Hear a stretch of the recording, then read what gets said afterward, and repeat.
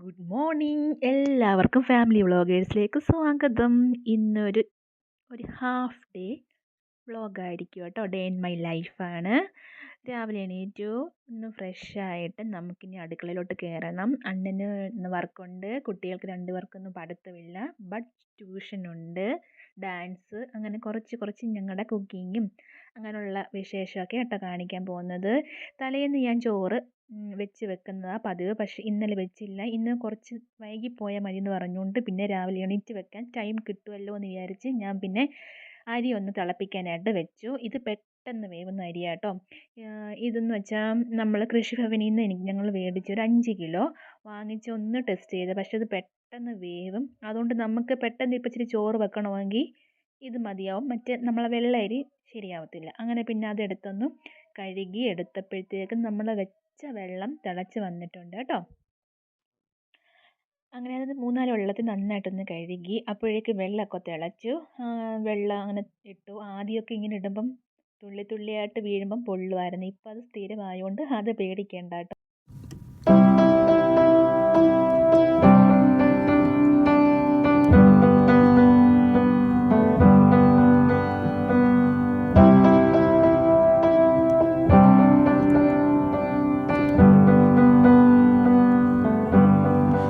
Wish that I could cough out my emotions in a healthy manner.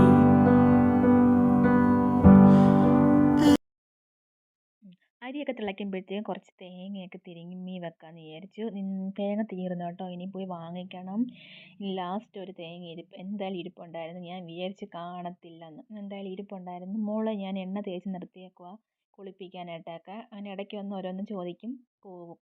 അങ്ങനെ തേങ്ങ തിരുമ്മലെല്ലാം കഴിഞ്ഞു. ഇനി നമുക്ക് പുട്ട് നനയ്ക്കണം. പുട്ടിന് ഇന്ന് ബ്രേക്ക്ഫാസ്റ്റ് പുട്ടാട്ടോ. നനയ്ക്കാൻ നോക്കിയപ്പോൾ ഉണ്ട് പുട്ട് പൊടിയില്ല, മറ്റേ ഇടിയപ്പത്തിൻ്റെ പൊടിയില്ലേ അതുണ്ട്. പിന്നെ രണ്ടും കൂടെ മിക്സ് ചെയ്ത് അഡ്ജസ്റ്റ് ചെയ്യാൻ നമ്മൾ പിന്നെ മിടുക്കരാണല്ലോ. അതുകൊണ്ട് രണ്ടും കൂടെ ഇട്ട് ഒന്ന് പുട്ട് നനച്ച് വെച്ചു.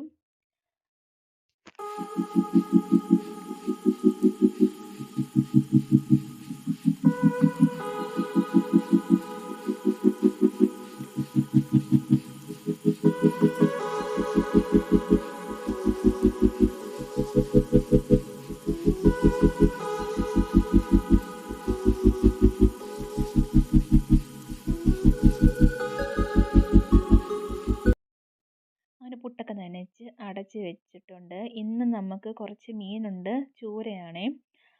അതൊന്ന് കറി വെക്കണം. അപ്പോഴേക്കും പുട്ടൊക്കെ നനച്ച് വന്നപ്പോഴത്തേക്കും നമ്മുടെ അരിയൊക്കെ നന്നായിട്ട് തിളച്ചു. അതിന് റൈസ് കുക്കറിലോട്ട് എടുത്ത് വെക്കാം. ഏകദേശം 1 മണിക്കൂർ കഴിയുമ്പോൾ എടുക്കണം, ഇല്ലെങ്കിൽ പായസമായി പോകും. അത്രയും വേവ് കുറഞ്ഞ അരിയാട്ടോ. അങ്ങനെ മോന് പിന്നെ വിശക്കുന്നെന്ന് പറഞ്ഞിട്ട് പെട്ടെന്ന് പിന്നെ അങ്ങ് പുട്ട് പുഴുങ്ങി കൊടുക്കാമെന്ന് വിചാരിച്ച് കുക്കറിലാണ് പുട്ട് പുഴുങ്ങുന്നത്. മുട്ടയും ഉണ്ട് അതിൻ്റെ കൂട്ടത്തിൽ. അപ്പോൾ അതും കൂടെ രണ്ടും കൂടെ ഒരുമിച്ച് വേവും. അങ്ങനെ പുട്ടൊക്കെ നനച്ച് റെഡിയാക്കി കൊടുക്കാൻ പോവാണ്.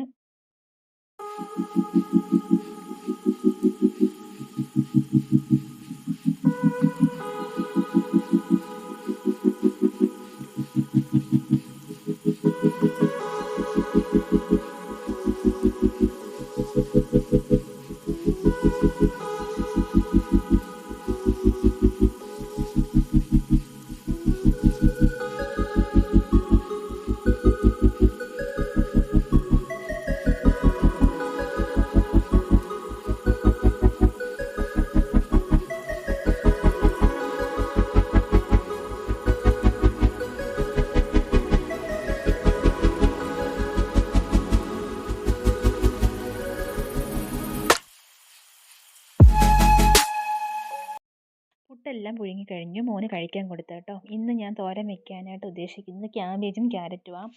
അപ്പോൾ അത് ഈ ചോപ്പറിലിട്ടൊന്ന് നന്നായിട്ടൊന്ന് അരിഞ്ഞെടുക്കാമെന്ന് വിചാരിച്ചു. നേരത്തെ എൻ്റെ കയ്യിൽ ഒരെണ്ണം ഉണ്ടായിരുന്നു കേട്ടോ, അത് കേടായി. രണ്ടാമത് ഞാൻ ഓർഡർ ചെയ്ത് കഴിഞ്ഞ ദിവസം വന്നതാണ്. വളരെ എളുപ്പമാണ് കേട്ടോ ഇതിനകത്ത് ഇങ്ങനെ ചോപ്പ് ചെയ്തെടുക്കാൻ. കുഞ്ഞുകുഞ്ഞാന്ന് അരിഞ്ഞ് വരും. ഇനി മീൻകറിക്ക് ആവശ്യമുള്ള ഉള്ളിയും പിന്നെ നമ്മുടെ ഇഞ്ചിയും വെളുത്തുള്ളിയും എല്ലാം പെട്ടെന്ന് തന്നെ അരിഞ്ഞെടുത്തു കേട്ടോ. 2 അടുപ്പിലായിട്ട് ഞാൻ തോരൻ വെക്കാനും മീൻകറി വെക്കാനുമായിട്ടുള്ള ചട്ടിയൊക്കെ വെച്ചു. അതൊന്ന് ചൂടായി വരുമ്പോഴത്തേക്കും ബാക്കി ഉള്ളിയെല്ലാം പെട്ടെന്നൊന്ന് അരിഞ്ഞെടുക്കാം. അങ്ങനെ ചട്ടി ചൂടായതിന് ശേഷം ഞാൻ എണ്ണ കടുകൊക്കെ ഇട്ട് കൊടുത്ത് മീൻകറിക്ക് ഇടാനായിട്ട് ഞാൻ ഉലുവയാണ് ഇട്ട് കൊടുത്തിട്ടുള്ളത്, കടുക് ഇട്ടില്ല കേട്ടോ. അങ്ങനെ തോരനുള്ള എണ്ണയെല്ലാം ചൂടായി കടുക് പൊട്ടി വരുമ്പോഴത്തേക്കും നമുക്കിനി ഉള്ളിയും എല്ലാം ഇട്ട് വരട്ടിയെടുക്കാം. അതെല്ലാം സെറ്റ് ആവട്ടെ.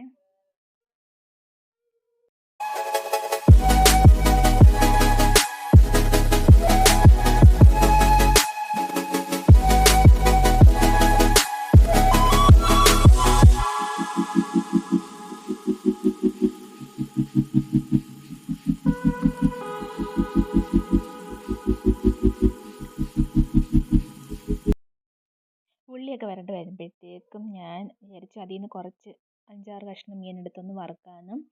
മീൻ കറിക്കുള്ള അരപ്പാണ് ഇടുന്നത്. മുളക് പൊടിയും മഞ്ഞൾപ്പൊടിയൊക്കെ ഇട്ട് നന്നായിട്ടൊന്ന് പച്ചമണം മാറുന്ന വരെ ഒന്ന് മൂപ്പിച്ചെടുത്തിട്ട് വെള്ളം ഒഴിച്ച് കുറുക്കി എടുത്തിട്ട് മീൻ തിളച്ച് കഴിയുമ്പോൾ പറക്കിയിടണം കേട്ടോ, പുളിയൊക്കെ ഇട്ടിട്ട്.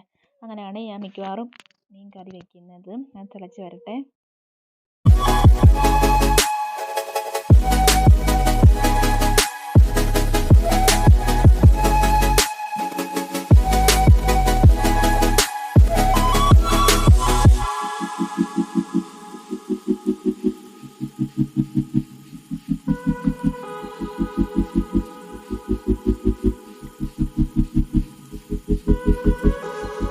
ക്യാബേജ് തോരൻ റെഡി ആയിട്ടോ. മീൻ വറുക്കാനും കൂടെ വെച്ചിട്ടുണ്ട്. മീൻ കറിക്കും അവിടെ എല്ലാം ആയിട്ടുണ്ട്. വെള്ളം ആവശ്യത്തിന് ഒഴിച്ച് മീൻ അതിൻ്റെ അളവിന് വെള്ളമൊക്കെ ഒഴിച്ച് റെഡിയാക്കി വെക്കാം.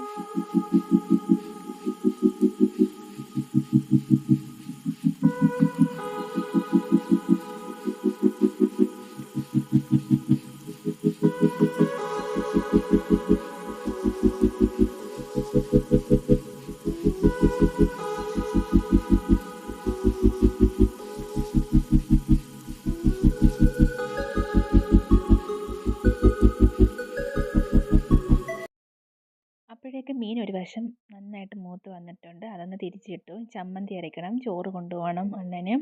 അപ്പോൾ ചമ്മന്തി അരയ്ക്കാൻ എടുത്ത് വെച്ചു.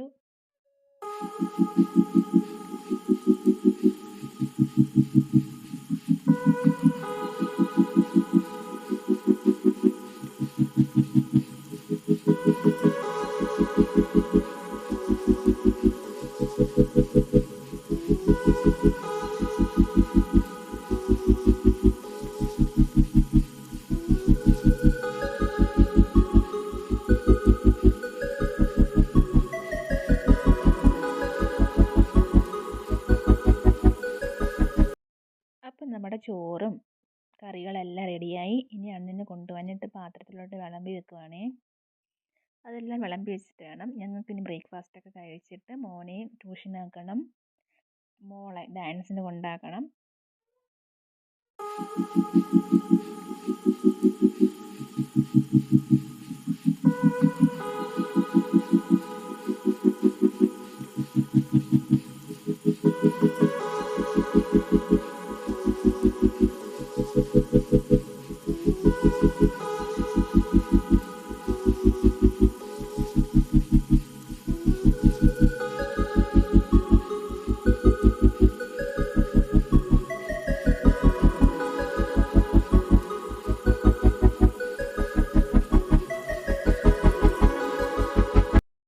പെട്ടെന്ന് ഞങ്ങൾ റെഡിയായിട്ട് മോനും ഉണ്ട് എൻ്റെ കൂടെ, മോളും ഞങ്ങൾ രണ്ടുപേരും കൂടെ പോവാം കേട്ടോ.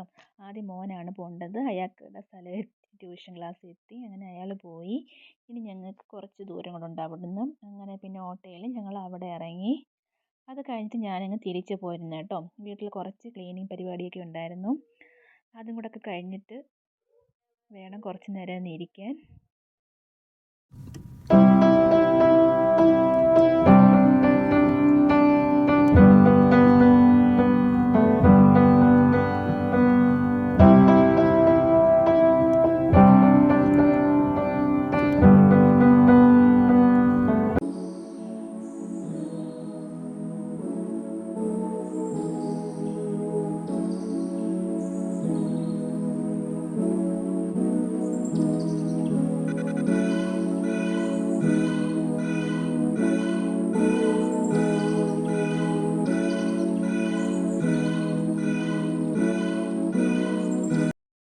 ക്ലീനിങ് എല്ലാം കഴിഞ്ഞ് കുറച്ച് കഴിഞ്ഞപ്പോഴത്തേക്കും കുട്ടികൾ രണ്ടുപേരും വന്നു കേട്ടോ. വിശന്ന് വന്നു.